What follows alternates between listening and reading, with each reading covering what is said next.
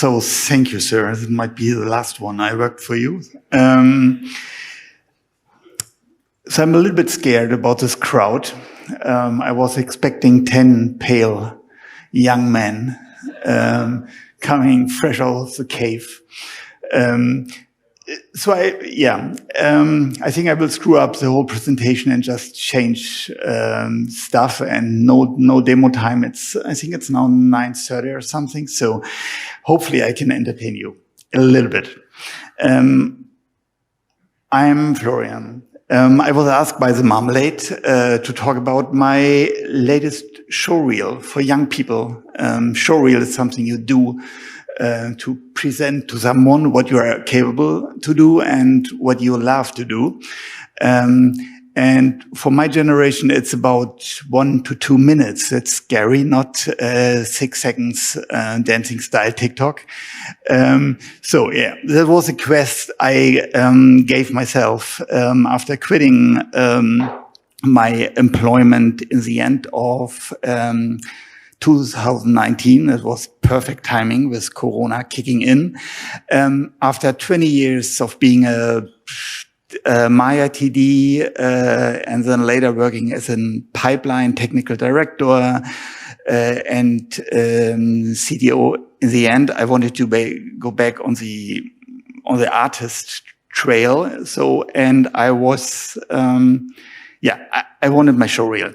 So we start with talking a little bit about inspiration, self-doubts, rabbit holes, dealing with my imposter syndrome, and a lot of creative procrastination. Some making offs after we see the reel together. Small conclusion, then Houdini and open source. And if you have time and you're still awake, we talk a little bit about photogrammetry. So let's start. Why on earth showreel in 2020? It's a great question. I have no idea. I knew I wanted something new and fresh, not related to former employers, or to clients. I love my clients, especially the Marmalade, but I wanted something fresh and kind of unique. Unique is a big word and quite difficult nowadays because we have seen a lot and we are seeing so much every day. So I started to find my path, and yes, I forgot I needed to learn Houdini because it was my weapon of choice for the next, I don't know how many years. Showreel, it took 3 years. And I wanted to do it like it's 1999. So, goals. Be less technical, LOL. You will see in a bit why LOL. I wanted to do stuff I never did, learn the ins and outs of Houdini, do and show stuff I like to do everything on my own. Not that I don't like my loved colleagues doing compositing, editing, color grading. Yeah, I thought I needed this experience to do everything on my own. I wanted to work more analog, frame by frame, shoot my own footage, transfer analog to digital, transfer digital to analog. Why analog? I think even if you're working in 3D, it's really important to connect to reality from time to time and maybe cross-pollinate with other disciplines, learn something about real cameras, about real lenses. So let the journey begin. Inspiration, Steal Like an Artist, is a book I read to learn that it's not too bad to get like heavily inspired. One big inspiration, which also led me to this talk and not talking about node trees all the time, was a talk by Nicholas Arnold in 2020. Before COVID hit, it was an unofficial Houdini meeting.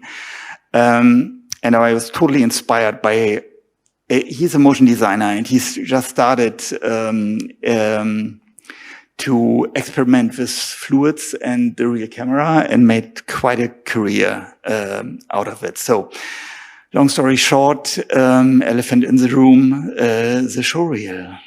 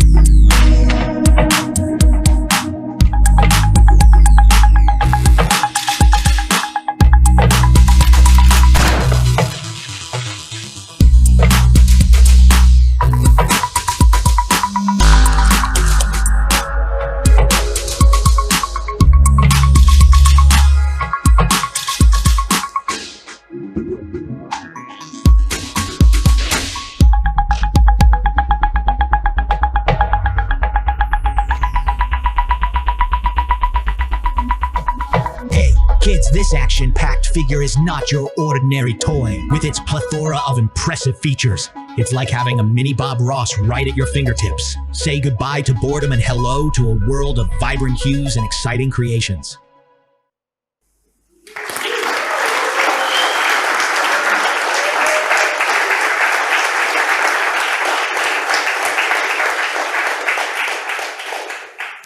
Thank you so much. That was a relief. I was afraid no one would clap. We started, and being a developer, programmer, I started with wax, and I had the idea to combine simple elements. I was inspired by an old Intel commercial, so I started creating all these systems, just circles, points moving on circles. I believe in the end, it's all about points in 3D space and nothing else. So I thought, okay, maybe if I get familiar with points and curves, couldn't be too bad for my future career. So yeah, I created all this. I was planning to make a small demo, but I think we are all behind demos. And after what Kai showed before, I feel like a total idiot with my setup. So they will all be changed tomorrow. Thanks for that, Kai. So now the first rabbit hole. The Intel commercial was quite close, and I like this pixel effect. I was thinking about compositing. And I remembered my goal list to shoot stuff. So I thought, okay, maybe this is the perfect time to buy a camera. So rabbit hole number one, einmal im Internet falsch abgebogen. Public warning, the work of Nicholas Moldenauer, he is posting under the name Media Division. He is close connected to this fine establishment. He had one episode about vintage contact size lenses from mainly Japan, and how these glasses were used, for example, in The Shining. I was like, quite interesting. So Yeah, I ended up like having a lot of friends in Japan, buying lenses. I went into lens modding, declicking, aperture rings, and yeah, so it took some time, and the money was gone. But at least I needed a fog machine, but I had no money left. So I did some research, of course, and so you can build your own smog machine with e-vaporizers.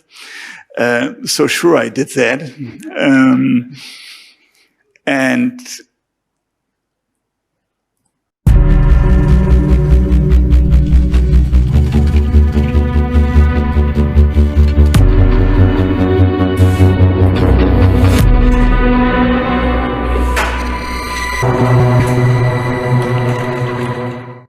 so I have tons of this stuff. Basically, it's a sixth grader playing with wax and his camera. Yeah, and I love shallow depths of field.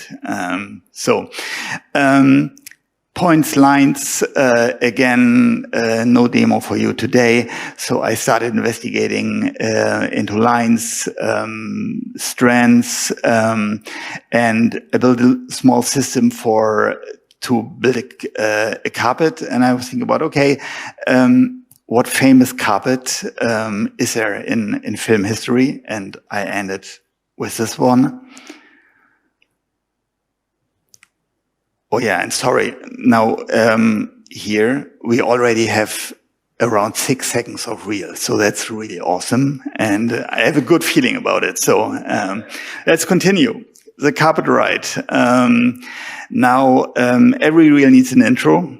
And I wanted to do analog stuff. And wouldn't it be really cool to have a camera moving above all my tools and ending on a shot with my name and do it in reel? So awesome idea. So I got a slider with a motor, really cheap. I printed out my name. Then I was like, okay, I would like to have a shift in the focus shift during the movement. Like, well, you would need a motion control for that. That's okay. So I started building my own motion control system. ESP32 based. So yeah, and I built like a ton of attractions to turn stuff, move stuff, and okay, so intro done. Now, Vellum. Yeah, no shit, Sherlock. Great tool. You don't need video games if you have Vellum in your arsenal. So I did like, yeah, you can do complicated setups or like zeitgeist renderings of balloony stuff bouncing. So that was my Vellum session. Now, next, I was planning a demo, but no demo, but know your chops. I started loving shops for all kind of stuff. And what you see is basically cubes on points moving in 3D space, but only every 8 or 16 frames, and then shops for mechanical appearing. If you haven't used chops, use it. I think it's great. This is the only example from a real project, which I modified heavily to put it into the reel. But this is voice controlled, which you can do in shops too, and then just emitting particles based on the velocity. So chops done. I knew I wanted pyro, and I had like great ideas with rockets and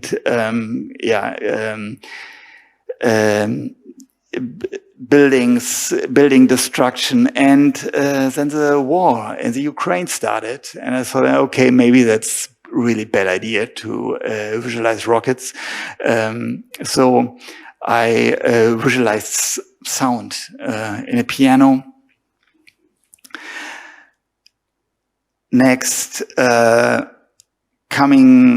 being a Maya TD for the most time, I knew I wanted to dive into rigging, and I had this character in mind for a long time. So this was my first Houdini rig, still in object level. Then there came keen effects, great. No Apex today. This will be like the next rig, sure will be Apex. Enough Houdini. Let's do analog stuff again. So another great idea. I can create like 2 seconds of whatever movement and do it in stop motion. And I mean, it's easy. You find a sequence, you rotoscope stuff, you print it out, you cut it, you film it, done, easy. So I can tell you, cutting out even just 24 images without undo or auto select functions was quite a chance for self-reflection. So done, back to something more hybrid. I love the old style painting effects animation. So I needed a reason to paint something this time, just a character. I don't know who knows Nick Gnataton from the old days. Yeah, some hands. So yeah, modeled him. This time really easy. Mixer Mo rig exported back to Houdini as FBX, and did my effects painting in Clip Studio Pro. Next thing by hand. Being a big fan of Ray Barbie, who is one of my skateboard heroes, and besides, he's a great photographer and guitar player. I did this piece inspired by his Spider-Man outro. And the final act. So after 3 years of collecting some reflection with myself, with my life, my work, going to bed with the feeling I'm awesome. Looking at the stuff in the morning, saying you're a total idiot. So what are you doing? I finally came to an end. So there came Weltidee number 2, myself as an action figure. Sure, I wanted to do it in 3D, but wait, if 13-year-old Steve on YouTube can print his own action figures, I can do that too. So this ended in the next adventure. Lasting several weeks of dealing with failed resin prints, my wife complaining about the smell in our apartment, and yeah. So that's it, real done. So what conclusion? Now I can show everyone how right I was to make my own showreel, even in 2023. Yeah, so fuck it. We see 932 views, but 321 finished. So all the work in the end was for nothing. But I mean 30 downloads. I want to know what these 30 people are doing with the stuff I did. So yeah, and in the end, there on the right, I cannot read it here on the screen. I found something really funny, like TikTok, 11 to 17 minutes. But then the last found that users felt videos longer than 1 minute were stressful. And if you look at the chart on the top right, you see kind of exactly after 1 minute, a lot of people broke up watching my beautiful reel. So that was that. I'm planning my next one, so yeah. Open source. Like you already heard, I love Blender. I'm not here to tell you about what you use or what you try, but it's perfect. I know there are ways to model in Houdini, but I still like model old school, totally destructive, no way back. So yeah, try Blender. The exchange is great, especially if you try the GitHub repo of this guy. I don't want to butcher his name, but basically it's bgo.sc exchange with Houdini, like on the fly, without an extra export step. It's well integrated into a panel, and you can just update, and you can even have Houdini open, reload, and re-render with Redshift. It's kind of old. I think it's now 5 years. So I thought maybe that would be nice for my love for effects painting to fork his Rebro. And I just, for this talk and for you guys, I updated to Blender 4.1 and Houdini 20. So it's there. DM me if you don't want to compile the stuff. It's C++. But yeah, I like it, and I try to do effects animation in Blender, then bring it back in Houdini and do some pyro simulations on it. Last, I know there's deadline, but I was in the situation that Solaris was new. I wanted to render with Kick.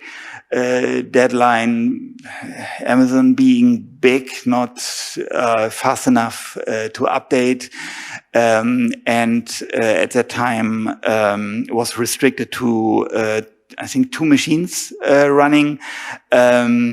I found OpenQ is from Sony ImageWorks.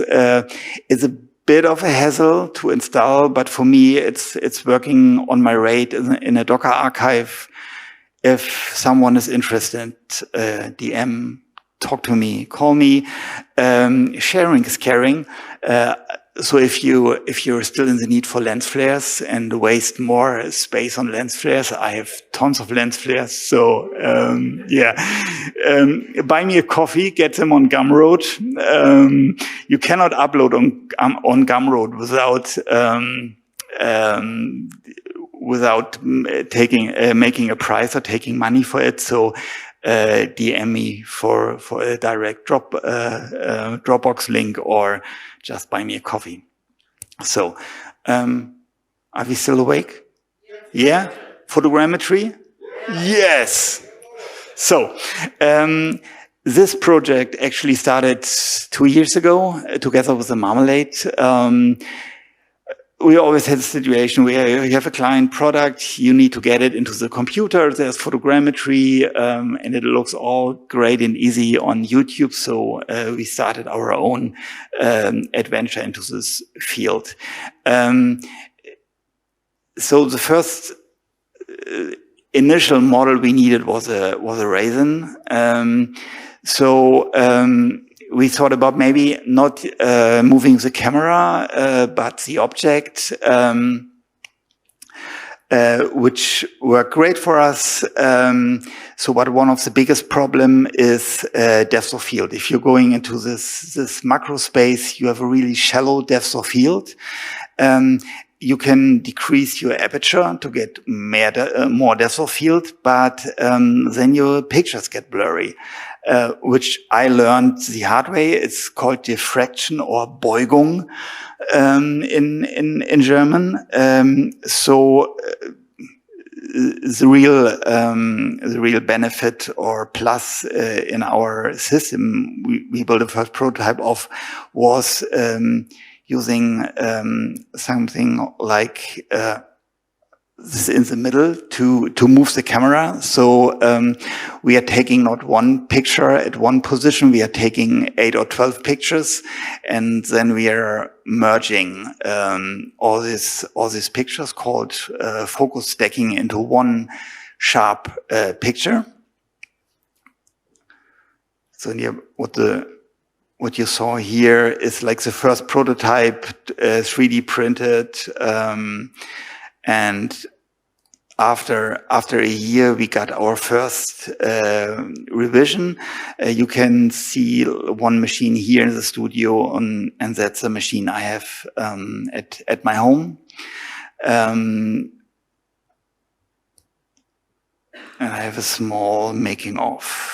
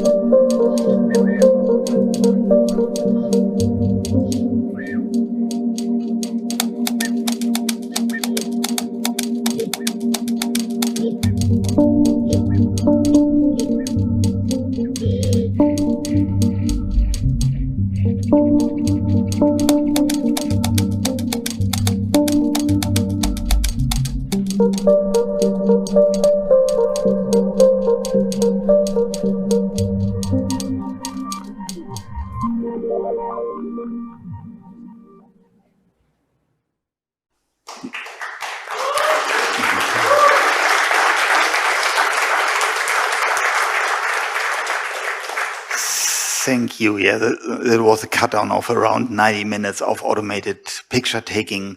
It's all ESP32 based, so off the shelf electronics, controlled by a Python UI.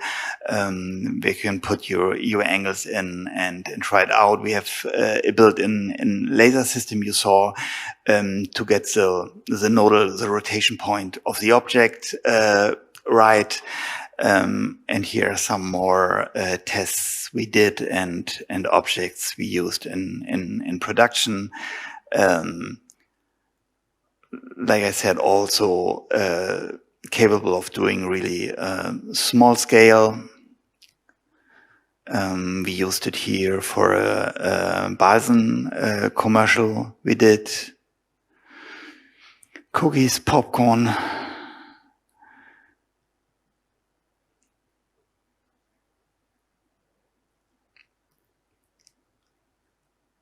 And abstract whatever stuff you can use.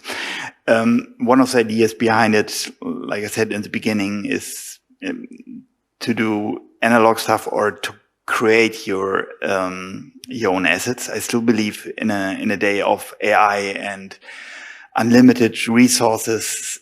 It's kind of nice to create your own stuff. And to be honest, if you see stuff nowadays, it starts to feel all the same. You see the same HDIs, you see the same assets. So a lot of work, but yeah, in the end, at least for me, I love it. So the end, questions.